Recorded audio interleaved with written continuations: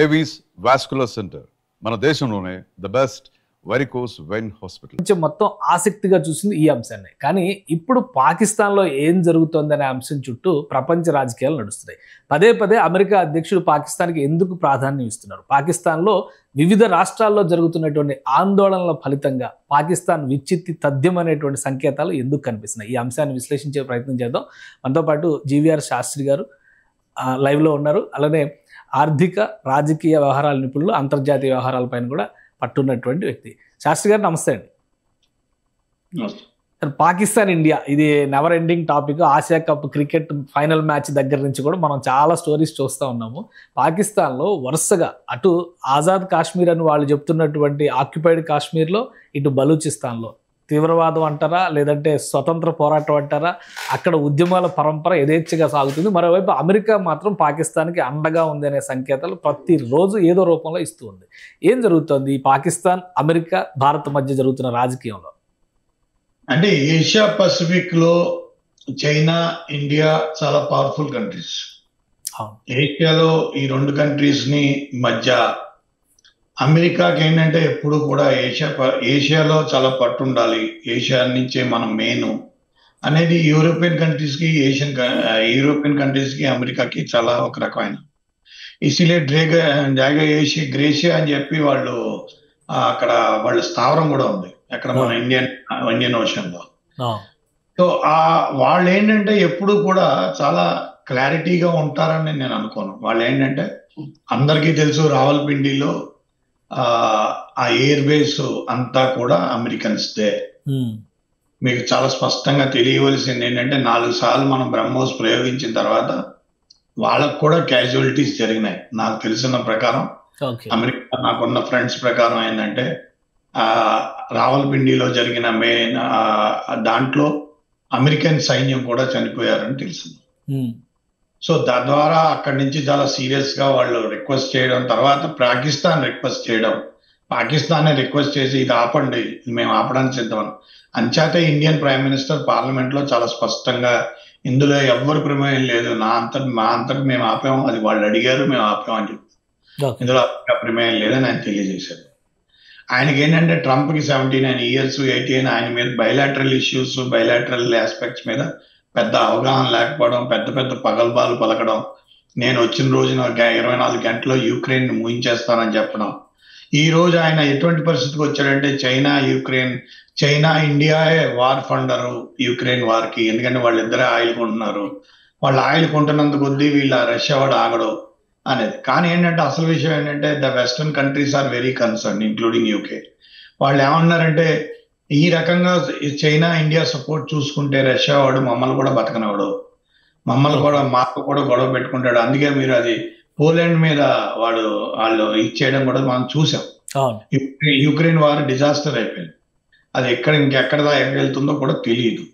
World war లాగా ఉంది, ఎందుకంటే ఆల్రెడీ నార్త్ కొరియా ఇన్వాల్వ్ అయిపోయింది, నార్త్ కొరియా కూడా ఇందులో వచ్చేసింది. సో ఇందులో ఏంటంటే సిరియాలో మార్పు జరిగింది.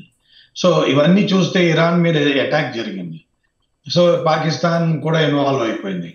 సో ఇవన్నీ చూస్తుంటే ఏంటంటే వీళ్ళందరికీ నాకు అర్థమైందంటే మొత్తం ఈ దేశాల అధినేతలు అందరూ పెద్ద దద్దమ్మలండి. ఎందుకంటే దద్దమ్మలని అన్నానంటే వీళ్ళకి ఆర్థిక వ్యవస్థలతో వీళ్ళు ఏం చేయలేక, వీళ్ళ ఆర్థిక వ్యవస్థలను ఏమీ సాధించలేక, పట్టు సాధించలేక, ప్రజలకు సమాధానం చెప్పుకోలేక లేనిపోని అడావిళ్ళు, లేనిపోని గొడవలు చేస్తున్నారు. ఇవన్నీ కూర్చుని సమస్యలను పరిష్కరించుకోవాల్సింది.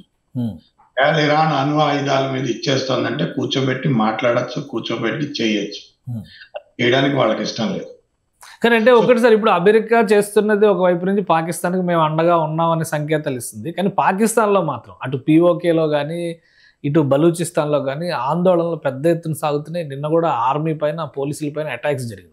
సో అంతర్గతంగా జరుగుతున్నటువంటి ఈ యుద్ధకాండ అంతా దేనికి సంకేతంగా చూడాలి? అంటే పాకిస్తాన్లో మీరు అందరూలి పాకిస్తాన్ అంటే ఇంటర్నల్ గా పాకిస్తాన్ చూడాలనుకుంటే ఆసిఫ్ మునీర్ ఆయన ఎప్పుడు ఎట్టి పరిస్థితుల్లో ఇమ్రాన్ ఖాన్ ని పైకి తీసుకురాడు. తారీఖ్ వాడి ఇన్సాఫ్ వాడి పాకిస్తాన్ పీటీఐ వాళ్ళు ఏంటంటే వాళ్ళు ఎట్టి పరిస్థితుల్లోనూ ఆ ఇమ్రాన్ ఖాన్ బయటకు వస్తే ఇదవుతుంది. 3 సార్లు వాళ్ళు లాంగ్ మార్చ్ చేశారు ఇస్లామాబాద్ కి, దాని యొక్క పర్యావసనం ఆసిఫ్ మునీర్కి తెలుసు. అక్కడ కూడా చంపేవలసి వచ్చింది. సో దాని అర్థం ఏంటంటే పాకిస్తాన్ లో వాళ్ళు కన్సాలిడేట్ చేసుకోవాలి, వాళ్ళకి పవర్ లేదు. ఆర్మీ గ్రిప్ ఆర్మీ గ్రిప్ రోజు రోజుకి తగ్గిపోతుంది. అది అందరికీ తెలుసు. ఆర్మీ అక్కడ లోకల్ ఈ 420 పొలిటికల్ పార్టీస్ అన్ని కలిపి నడుపుతాయండి. వీళ్ళందరూ 420 గళ్ళే. ఇప్పుడు ఎవరు నవాజ్ షరీఫ్ ఉన్నాడంటే బెయిల్ మీద ఉన్నాడు, షహబాజ్ షరీఫ్ ఉన్నాడంటే బెయిల్ మీద ఉన్నాడు, భుట్టో ఉన్నాడంటే వాళ్ళ ఫాదర్ ఉన్నాడంటే జర్దారీ #1 ఫ్రాడ్, వాడు బెయిల్ మీద ఉన్నాడు ప్రెసిడెంట్. వాళ్ళ అమ్మాయిని దేశ ప్రథమ మహిళగా డిక్లేర్ చేసుకున్నాడు. పెళ్ళాన్ని డిక్లేర్ చేసుకుంటారు కానీ అమ్మాయిని డిక్లేర్ చేయరు. దారుణం అది.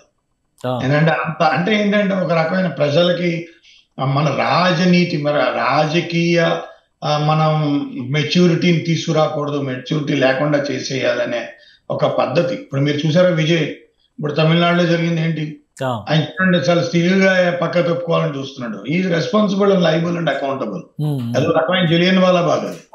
ప్రజల్ని పిలిచి 40 మందిని 50 మంది పట్టణ పెట్టేసుకున్నారు. నాకు సంబంధం లేదు, అడ్మినిస్ట్రేషన్ సంబంధం అంటే అలా ఉంటుంది. అలాగే వాళ్ళు అందరినీ పిలుస్తున్నారు. అందరినీ ఎందుకంటే ప్రజలకి మెచ్యూరిటీ అంటే ఏషియాలో పర్టికులర్ గా మనకు కనబడుతుంది. మనం నేపాల్లో చూసాం, శ్రీలంకలో చూసాం, పాకిస్తాన్ లో చూస్తున్నాం. ఎందుకంటే ప్రజల్ని మీరు మరీ ఎక్కువ ఇచ్చేస్తే మాత్రం వాళ్ళకి తెలుస్తోంది. ఇదన్నీ అందరూ పెద్ద పెద్ద రాజా సంస్థానాల్లో ఉంటారండి వీళ్ళు ప్రజలు మాట్లాడతారు. ఒక్కొక్కడికి 7 బిల్డింగులు 8 బిల్డింగులు అడిగితే వీళ్ళ బిల్డింగుల్లో వీళ్ళు పూర్తిగా ఎప్పుడు తిరుగుండరు కూడా. ఇప్పుడు పిఓకేలో జరుగుతున్న ఆందోళనలో పిఓకే భారత్ లో విలీనం కావచ్చు లేదా విడిపోవచ్చు, బలూచిస్తాన్ స్వతంత్ర దేశం కావచ్చు, ఇవన్నీ ప్రచారం జరుగుతుంది కదా, ఎంతవరకు అవకాశం ఉందనుకోవచ్చు మనం? పిఓకే భారతదేశంలో విలీనం అవ్వడం అనేది చాలా జాగ్రత్తగా సూక్ష్మ రీతిన మనం ఎన్నో విషయాలని పార్లమెంట్ లో డిస్కస్ చేసి ఒకవేళ విలీనం అయ్యే పరిస్థితి వస్తే కానీ విలీన విధానం నిర్ణయం కూడా చాలా కఠినతరమైన నిర్ణయం. అది ఆ కఠినమైన నిర్ణయం మనం చాలా కష్టంగా తీసుకోవాలి.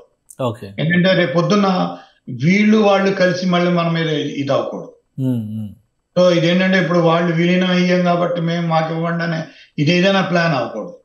సో ఇదేంటంటే పూర్తిగా విలీన విధాన నిర్ణయం చాలా స్పష్టంగా క్లారిటీగా వాళ్ళ యొక్క విధి విధానాలు, ఆ విలీన యొక్క విధి విధానాలు రూపొందించడం అనేది ఎంతో డిస్కషన్ జరగాలి, ఎంతో డిబేట్ జరగాలి, ప్రజల మధ్య వాళ్ళ యొక్క అవగాహన తీసుకురావాలి, వాళ్ళ యొక్క విధి విధానాలు నిర్ణయించాలి, ఆ సిటిజన్షిప్ ఇచ్చేలోపు మనకి ఇచ్చేయాలి, ఆ టైప్ లో చేయాలి. ఎందుకంటే రష్యన్ ప్రెసిడెంట్ డాన్బాస్ లో అలాగే చేశాడు.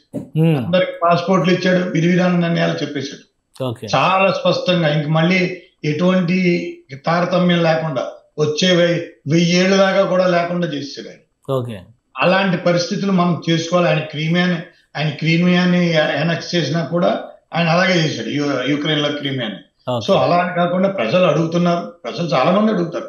ఎందుకంటే ఈ ఆర్థిక వ్యవస్థను తట్టుకోలేకపోవడం వల్ల వస్తున్నారా, అక్కడ యొక్క వస్తువు విధి విధాన నిర్ణయాల వల్ల, అక్కడ ప్రజలు దోచేసే విధాన నిర్ణయం పాకిస్తాన్ వాళ్ళు ఇది చేయడం వల్ల చేస్తున్నారా, అసలు వాళ్ళకి మానసికంగా వాళ్ళు అందరూ ఇందులో మన ఇండియాలోకి వచ్చేయాలని అనుకుంటున్నారా, అసలు వాళ్ళకి ఆ ఫీలింగ్ ఉందా, మన మాతృభూమి భారతదేశం, మన భారతదేశంలోకి వెళ్ళిపోవాలనే యాజిటేషన్ ఇది. ఇవన్నిటినీ కూడా క్రోడీకరించాలి. అది మన భారతదేశ పార్లమెంట్ నిర్ణయించాలి, కమిటీలు నిర్ణయించాలి, కమిటీలు పూర్తిగా దీని మీద ఇది చేయాలి. ఎన్నో విషయాలు ఉంటాయి. అంతే తప్పితే రాత్రి ఆక్యుపై చేసుకున్నాం అనేది అయితే మాత్రం కాదు. ఇదేంటంటే మనం నాగాలాండ్ విషయంలో చూసాం. అందులో మన తెలుగు ఆయన హోమ్ సెక్రటరీగా ఉండే ఆయన మీరేమంటారు, ఆయన చాలా ఎంతో కష్టపడి చేయవలసి వచ్చింది. సో ఇవన్నిటిని మనం చూసి అడుగులేయాలి.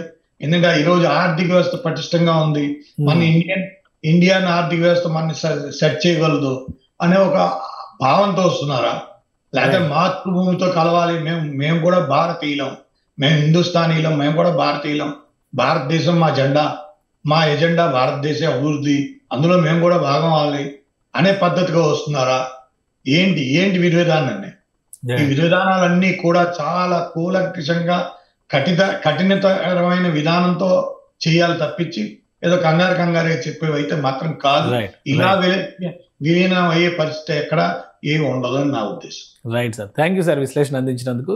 ఇది పాకిస్తాన్లో అంతర్గతంగా జరుగుతున్నటువంటి వ్యవహారాలు భారత్తో విలీనం అనేటువంటి అంశాన్ని ఆచితూచి వ్యవహరించాల్సిన అంశంగా చూడాలని చెప్తున్నారు డాక్టర్ శాస్త్రి గారు. అలానే అమెరికా ఇస్తున్నటువంటి మద్దతు కేవలం అమెరికా ప్రయోజనాల కోసం జరుగుతున్నటువంటి ఎత్తుగడ మాత్రమే. ఆపరేషన్ సింధూర్ తర్వాత అమెరికాలో కూడా వణుకు మొదలైంది, అందుకే భారత్ వ్యతిరేకంగా పావులు కదిపే ప్రయత్నాలు చేస్తుందని ఆయన విశ్లేషిస్తున్నారు. ఇది స్పెషల్ డిస్కషన్, కీప్ వాచింగ్.